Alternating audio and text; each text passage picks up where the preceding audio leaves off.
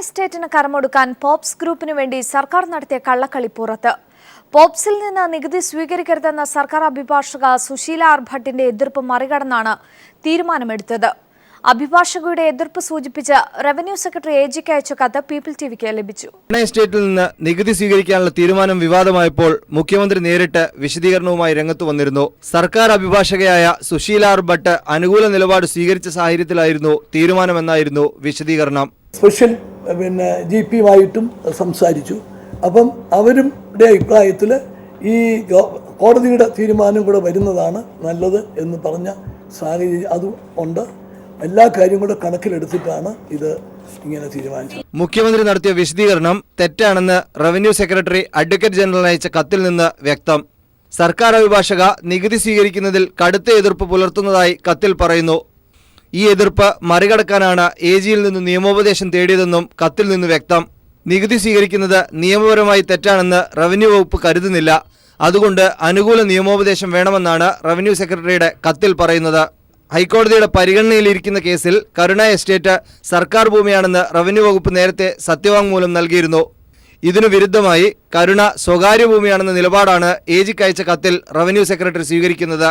സർക്കാർ അഭിഭാഷക അനുകൂല സമീപനം പുലർത്തിയെന്ന മുഖ്യമന്ത്രിയുടെ തെറ്റിദ്ധരിപ്പിക്കുന്ന പരാമർശവും കരുണ സ്വകാര്യ ഭൂമിയാണെന്ന റവന്യൂ സെക്രട്ടറിയുടെ കത്തും പോപ്സിൽ നിന്ന് നികുതി സ്വീകരിക്കാനുള്ള സർക്കാർ താൽപര്യം വ്യക്തമാക്കുന്നു. News bureau, Thiruvananthapuram. CPI സ്ഥാനാർത്ഥി പട്ടികയ്ക്ക് അന്തിമ രൂപമായി. C. ദിവാകരൻ ഉൾപ്പെടെ 2 വട്ടം പൂർത്തിയാക്കിയ 6 പേർക്ക് വീണ്ടും മത്സരിക്കാൻ സംസ്ഥാന കൗൺസിൽ അംഗീകാരം നൽകി. നിലവിൽ കയ്പമംഗലം MLA ആയ VS സുനിൽകുമാർ തൃശൂരിൽ മത്സരിക്കും. പട്ടാമ്പിയിൽ JNU വിദ്യാർത്ഥി നേതാവ് മുഹമ്മദ് മുഹ്സിൻ സ്ഥാനാർത്ഥിയാവും. മഞ്ചേരി സീറ്റിൽ സ്ഥാനാർത്ഥിയെ പിന്നീട് തീരുമാനിക്കും. 2 ടേം പൂർത്തിയാക്കിയ C. ദിവാകരൻ ഉൾപ്പെടെ 6 പേർക്ക് മത്സരിക്കാൻ സംസ്ഥാന എക്സിക്യൂട്ടീവും സംസ്ഥാന കൗൺസിലും ഇളവ് നൽകി. Mullakkara Ratnakaran, VS Sunilkumar, ES Bijimol, K. Raju, P. Thilothaman എന്നിവരാണ് ഇളവ് ലഭിച്ച മറ്റ് 5 പേർ. Vaikom MLA K. അജിത്തിന് ഇളവ് നൽകേണ്ടതില്ലെന്നും തീരുമാനിച്ചു. അജിത്തിന് പകരം CK ആശ വൈക്കത്ത് മത്സരിക്കും. C. ദിവാകരൻ നെടുമങ്ങാട് മത്സരിക്കും. VS സുനിൽകുമാർ കയ്പമംഗലത്തിന് പകരം ഇക്കുറി തൃശൂരാകും അംഗത്തിനിറങ്ങുക. കയ്പമംഗലത്ത് ടൈസൺ മാസ്റ്ററും മത്സരിക്കും. JNU നേതാവ് മുഹമ്മദ് മുഹ്സിൻ ആണ് പട്ടാമ്പിയിൽ മത്സരരംഗത്ത് ഇറങ്ങുക. പറവൂരിൽ മുൻ മുഖ്യമന്ത്രി PK വാസുദേവൻ നായരുടെ മകൾ ശാരദാ മോഹനാണ് സ്ഥാനാർത്ഥി. മഞ്ചേരി സീറ്റിൽ സ്ഥാനാർത്ഥിയെ പിന്നീട് തീരുമാനിക്കും. News bureau, Thiruvananthapuram. നല്ല സ്ഥാനാർത്ഥികളെ സഭാ നേതൃത്വം പിന്തുണയ്ക്കുന്നതിൽ തെറ്റില്ലെന്ന് PC ജോസഫ്. സീറ്റ് ലഭിക്കാത്തതിന്റെ വിഭ്രാന്തിയിലാണ് PC ജോർജ്. തെരഞ്ഞെടുപ്പ് കഴിയുമ്പോൾ PC ജോർജിന്റെ ജനപിന്തുണ വ്യക്തമാകുമെന്നും PC ജോസഫ് പറഞ്ഞു. ജോർജ് ഇടതുപക്ഷ ജനാധിപത്യ മുന്നണിയുടെ പിന്തുണ കിട്ടും എന്ന് പ്രതീക്ഷിച്ചിരുന്നു.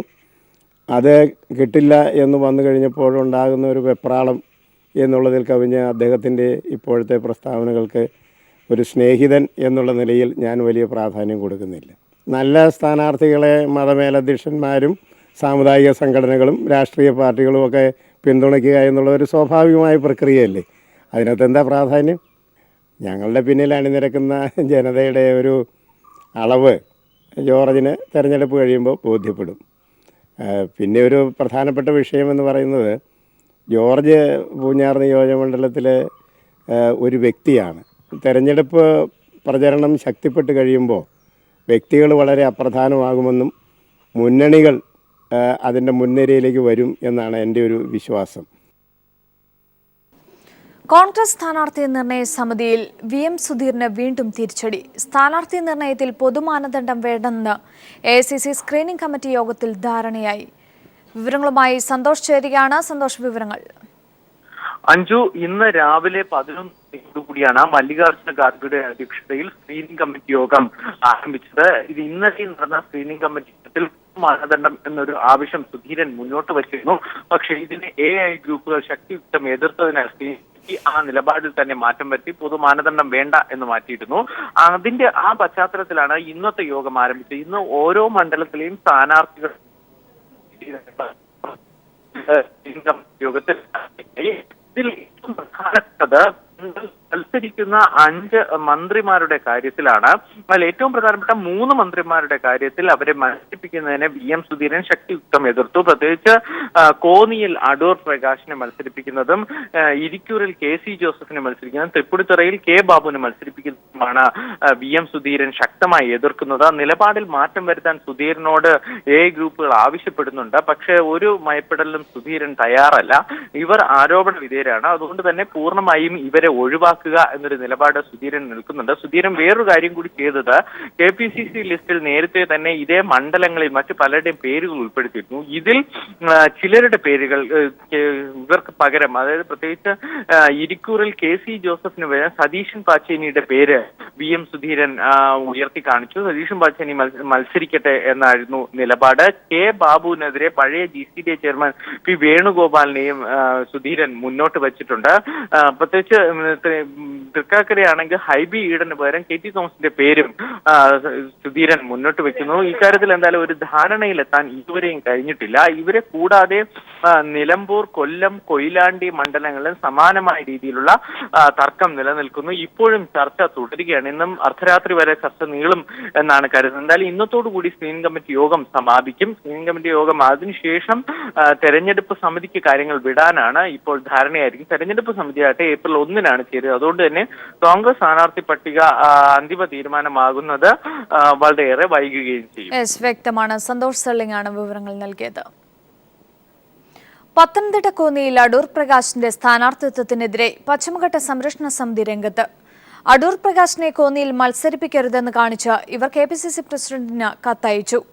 അടൂർ പ്രകാശിനെ മത്സരിപ്പിച്ചാൽ പരിസ്ഥിതി പ്രവർത്തകരുടെ നേതൃത്വത്തിൽ എതിർ സ്ഥാനാർത്ഥിയെ നിർത്തുമെന്നും ഇവർ വ്യക്തമാക്കി.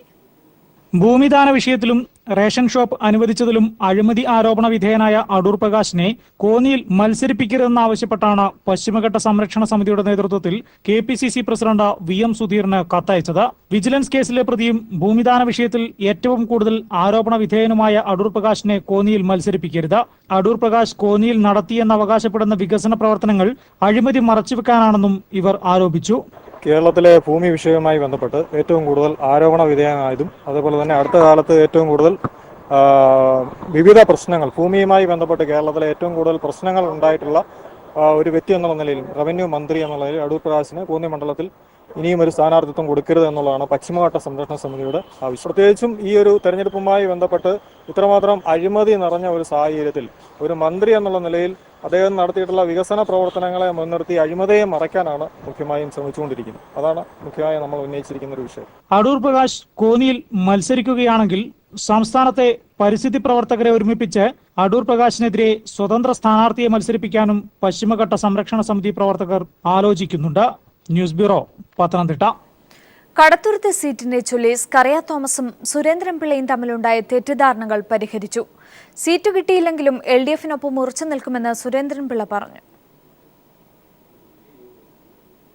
കേരള കോൺഗ്രസ് സ്കറിയ തോമസ് വിഭാഗത്തിന് നൽകിയ കടുത്തുരുത്തി സീറ്റിൽ വിജയസാധ്യതയില്ലെന്ന് സുരേന്ദ്രൻപിള്ള പറഞ്ഞതായുള്ള വാർത്തകൾ സജീവമായിരുന്നു.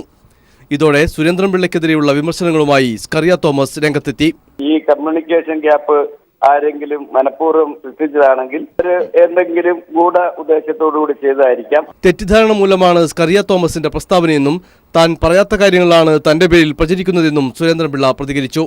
സ്കറിയ തോമസിന്റെ തെറ്റിദ്ധാരണ മാറ്റാൻ അദ്ദേഹം അവിടെ ഇരുന്നുകൊണ്ട് വല്ലവരും പറയുന്നത് കേട്ടുകൊണ്ട് പ്രതികരിച്ചാൽ എങ്ങനെ ഇരിക്കും? ഞാൻ പറഞ്ഞത് 3 സീറ്റ് ഉള്ളത് 2 എടുക്കുമ്പോൾ ഷുവർ സീറ്റായിട്ടുള്ള 1 തരുന്നാൽ കുറച്ചുകൂടെ സന്തോഷം പാർട്ടിക്കാർക്കുണ്ടാകുമായിരുന്നു. സുരേന്ദ്രൻപിള്ളയുടെ വിശദീകരണത്തിൽ തൃപ്തനായ സ്കറിയ തോമസ് പാർട്ടി ഒറ്റക്കെട്ടായി തെരഞ്ഞെടുപ്പിനെ നേരിടുമെന്ന് പ്രഖ്യാപിച്ചു. News desk. സംസ്ഥാന സർക്കാരിനെതിരായ അഴിമതി ആരോപണങ്ങൾ തെരഞ്ഞെടുപ്പിൽ ജനം വിലയിരുത്തുമെന്ന് തിരുവനന്തപുരം ലത്തീൻ അതിരൂപത arch bishop doctor Soosapakiam.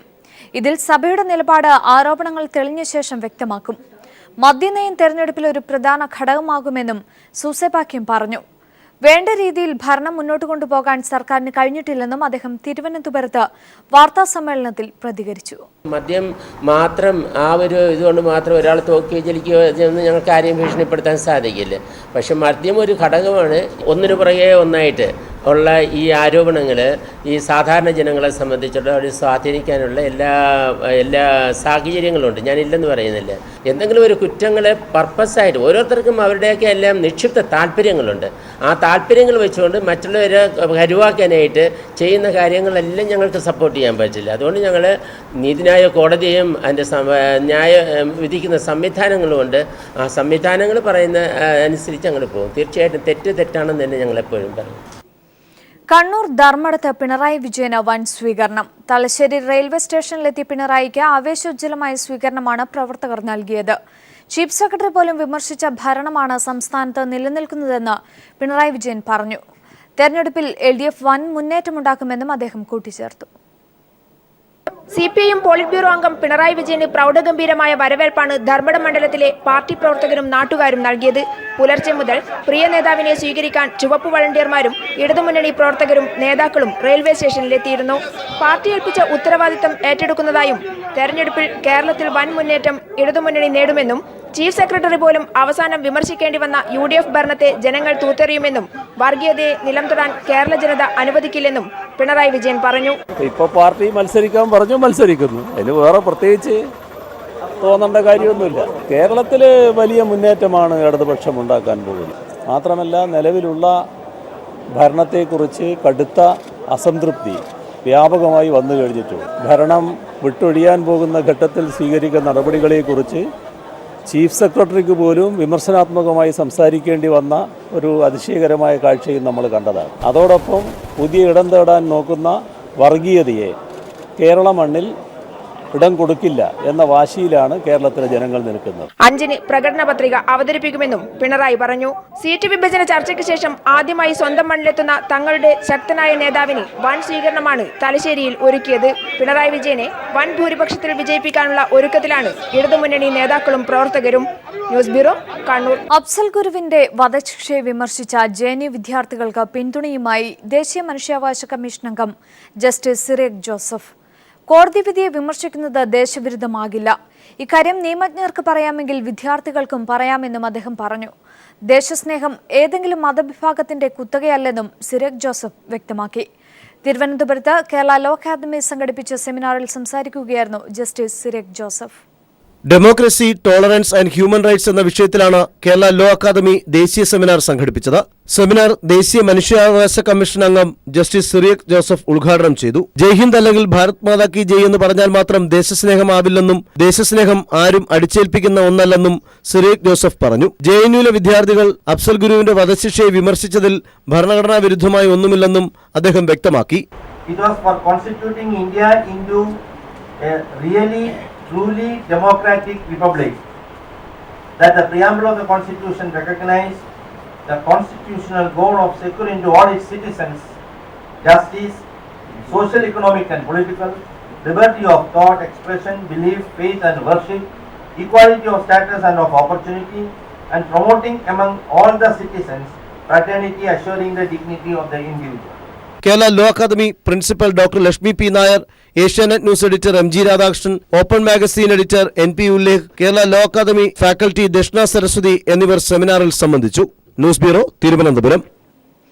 Palmolein കേസിന്റെ വിചാരണയ്ക്കായി ഹാജരാകാതിരുന്ന TH മുസ്തഫയ്ക്ക് തൃശൂർ വിജിലൻസ് കോടതിയുടെ വിമർശനം.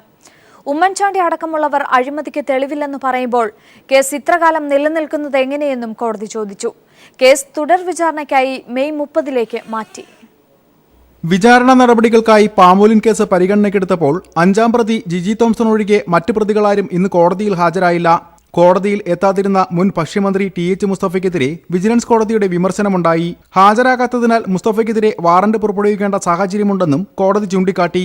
അന്നത്തെ ധനമന്ത്രി ഉമ്മൻചാണ്ടി അടക്കമുള്ളവർ കേസിൽ അഴിമതി നടന്നതിന് തെളിവില്ലെന്നാണ് പ്രതികരിക്കുന്നത്. ഇതേ വാരം തന്നെ പ്രതിഭാഗം അഭിഭാഷകരും ചൂണ്ടിക്കാട്ടിയപ്പോൾ തെളിവില്ലെങ്കിൽ ഇത്രകാലം കേസ് നിലനിൽക്കുന്നത് എങ്ങനെയെന്ന് കോടതി ആരാഞ്ഞു.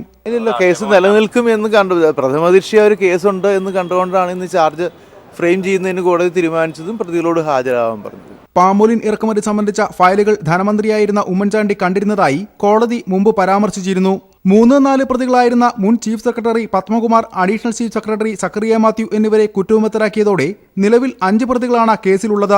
ജിജി തോംസൺ, TH മുസ്തഫ, വകുപ്പ് സെക്രട്ടറിയായിരുന്ന PJ തോമസ് എന്നിവർക്കൊപ്പം പാമോലിൻ ഇറക്കുമതിക്കുള്ള അനുമതി ലഭിച്ച കമ്പനി പ്രതിനിധികളും പ്രതികളാണ്.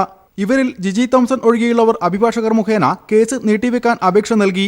ശാരീരിക വിഷമതകൾ മൂലമാണ് ഹാജരാകാതിരുന്നതെന്ന് TH മുസ്തഫ അറിയിച്ചു. തുടർ വിചാരണയ്ക്കായി കേസ് മെയ് 30 മാറ്റി. News bureau, Thrissur. കലാഭവൻ മണിയുടെ ആന്തരിക അവയവങ്ങളുടെ രാസപരിശോധന സംബന്ധിച്ച് പോലീസും റീജിയണൽ ലബോറട്ടറിയും തമ്മിൽ തർക്കം. ഇതേ തുടർന്ന് പരിശോധന ഹൈദരാബാദിലെ ഫോറൻസിക് ലാബിലേക്ക് മാറ്റി. കാക്കനാട് റീജിയണൽ ലബോറട്ടറിയുടെ പരിശോധനയിലാണ് കീടനാശിനിയുടെ അംശം കണ്ടെത്തിയിരുന്നത്. കാക്കനാട് റീജിയണൽ ലബോറട്ടറിയിൽ നിന്ന് കഴിഞ്ഞ ദിവസമാണ് അന്വേഷണ ഉദ്യോഗസ്ഥർ ഫോറൻസിക് തെളിവുകളും ആന്തരിക അവയവ ഭാഗങ്ങളും തിരികെ വാങ്ങിയത്. തൃശൂർ സബ് ജുഡീഷ്യൽ മജിസ്ട്രേറ്റിന്റെ ഉത്തരവുമായി എത്തിയ അന്വേഷണ സംഘത്തിലെ 2 ഉദ്യോഗസ്ഥരാണ് തെളിവുകൾ തിരികെ വാങ്ങിയത്.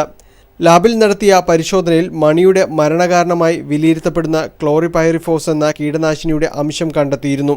എന്നാൽ മണിയെ അവസാനം ചികിത്സിച്ച അമൃത ആശുപത്രിയുടെ റിപ്പോർട്ടിലോ പോസ്റ്റ്മോർട്ടം നടത്തിയ തൃശൂർ മെഡിക്കൽ കോളേജിന്റെ റിപ്പോർട്ടിലോ ഇത്തരം കണ്ടെത്തലുകളില്ല.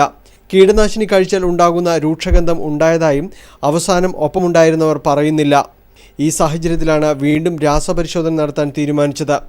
എന്നാൽ പഴയ സ്ഥലത്ത് ഇനി വേണ്ടെന്നത് സംസ്ഥാന റീജിയണൽ ലാബിനെ പോലീസ് അവിശ്വസിക്കുന്നതിൻ്റെ വ്യക്തമായ സൂചനയാണ്. മണിയുടെ മരണം സംബന്ധിച്ചുണ്ടായ ആക്ഷേപങ്ങൾ കൂടുതലും റീജിയണൽ ലാബിൻ്റെ റിപ്പോർട്ടിനെ തുടർന്നായിരുന്നു. അതുകൊണ്ട് തന്നെ മരണത്തിലെ ദുരൂഹത നീക്കാൻ ഇനി ഇവിടെ പരിശോധന നടത്തിയതുകൊണ്ട് കാര്യമില്ലെന്നാണ് പോലീസിലെ ഉന്നതരുടെ വിലയിരുത്തൽ. അതേസമയം പോലീസും റീജിയണൽ ലബോറട്ടറിയും തമ്മിലുള്ള ശീതസമരത്തിന്റെ ഭാഗമാണ് ഇപ്പോഴുള്ള നീക്കമെന്നും ആരോപണമുണ്ട്. News bureau, Kochi. BJPയെയും BDJSനെയും പിന്തുണയ്ക്കില്ലെന്ന് തീയ മഹാസഭ. തീയ സമുദായത്തെ വഞ്ചിക്കുന്ന നിലപാടാണ് വെള്ളാപ്പള്ളി സ്വീകരിക്കുന്നതെന്ന് തീയ മഹാസഭ കുറ്റപ്പെടുത്തി. വെള്ളാപ്പള്ളി നടേശനും തുഷാർ വെള്ളാപ്പള്ളി നേതൃത്വം നൽകുന്ന BDJSനെതിരെ രൂക്ഷ വിമർശനമാണ് തീയ മഹാസഭ ഉയർത്തിയിരിക്കുന്നത്. തീയ സമുദായത്തെ വഞ്ചിക്കുന്ന നിലപാടുകളാണ് എന്നും വെള്ളാപ്പള്ളി നടേശൻ സ്വീകരിച്ചിട്ടുള്ളത്. തീയ സമുദായത്തിന് ലഭിക്കേണ്ട ആനുകൂല്യങ്ങൾ വെള്ളാപ്പള്ളി തട്ടിയെടുത്തു. നിയമസഭാ തെരഞ്ഞെടുപ്പിൽ BDJSനെയോ BJPയെയോ പിന്തുണയ്ക്കില്ലെന്നും തീയ മഹാസഭ വർക്കിംഗ് പ്രസിഡന്റ് ശ്രീധരൻ കുന്നമംഗലം പറഞ്ഞു. കാലാകാലങ്ങളായി തീയ സമുദായത്തെ വഞ്ചിച്ചവരാണ് ഈ വെള്ളപ്പള്ളി ഉള്ളിടത്തോളം കാലം, വെള്ളപ്പള്ളിൻ്റെ നയങ്ങളും ഉള്ളിടത്തോളം കാലം തീയ മഹാസഭ BDJS ആയിട്ട് കൂട്ടുകൂടില്ല. വെള്ളാപ്പള്ളിക്ക് ഒട്ടനവധി ക്രിമിനൽ കേസുകൾ പ്രതികളാണ്. സാമ്പത്തികത്തിൻ്റെ മുകളിൽ മാത്രമാണ് ഇപ്പം വെള്ളാപ്പള്ളി പിടിച്ചു നിൽക്കുന്നത്. മലബാറിലെ പാലക്കാട് മുതൽ കാസർഗോഡ് വരെയുള്ള ജില്ലകളിൽ 9 സീറ്റുകളിലാണ് BDJS മത്സരിക്കുന്നത്. ഇവിടങ്ങളിൽ തീയ മഹാസഭയുടെ പിന്തുണ ഉറപ്പാക്കാൻ BDJSും BJPയും ശ്രമിക്കുന്നതിനിടെയാണ് തീയ മഹാസഭ തങ്ങളുടെ കടുത്ത നിലപാട് വ്യക്തമാക്കിയിരിക്കുന്നത്. News bureau, Kozhikode.